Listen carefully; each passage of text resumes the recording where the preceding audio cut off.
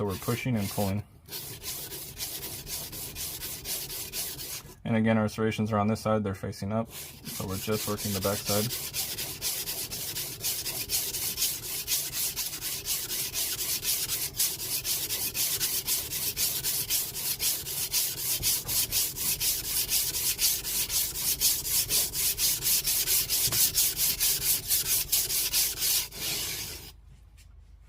Okay. That nice and flat.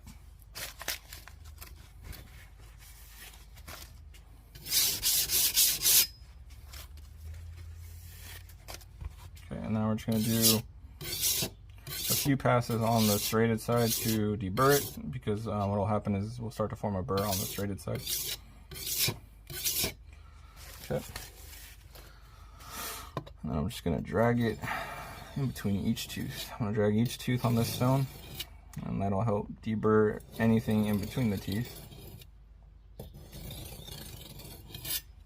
Okay, let me see. Okay, we got no more of a burr there. One last little pass before we move on. Again, it doesn't take much. It's a fairly quick process. I'm gonna go on to the next one here.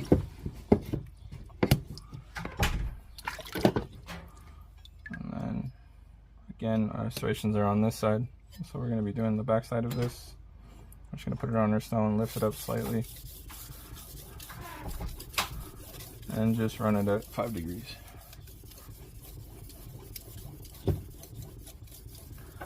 And this doesn't really take much.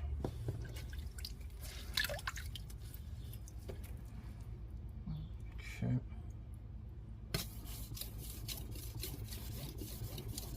What this does is it kind of realigns the teeth as well as somewhat thin them out.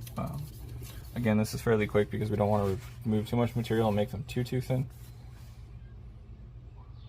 But yeah, this gives them a really nice finish. Okay, and then I'm just gonna go in between again and get all that in there.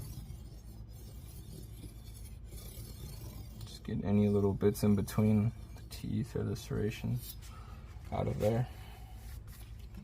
Okay.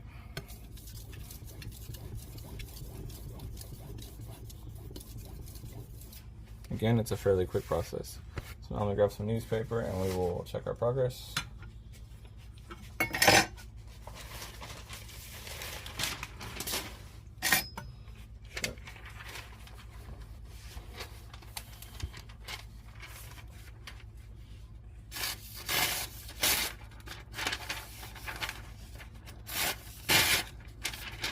And this is what you want to see when you're cutting, is it looks like it's serrated, right? This is a serrated cut. If you see a smooth cut, you know you accidentally ground off all the serrations and now you're creating a bevel on the knife, which is what we don't want to do.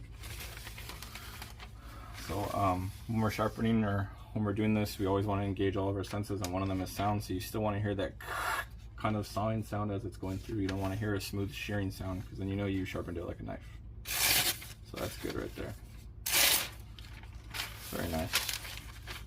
This is what you would call tomato sharp, or to be good for pineapples and other things like that. So that's very nice right there. But again, most importantly, we want to make sure we have those serrations and that it's chewing and not shearing. You can, if you overdo it, sharpen it like a knife this way. So you do have to be careful. And yep, that's it. That's all there is to it. Sharpening a serrated knife, it's not a very complicated process. It doesn't take very long. It's easy to do on whetstones. And yep, if you have any questions, leave them down in the comments and we'll be happy to answer.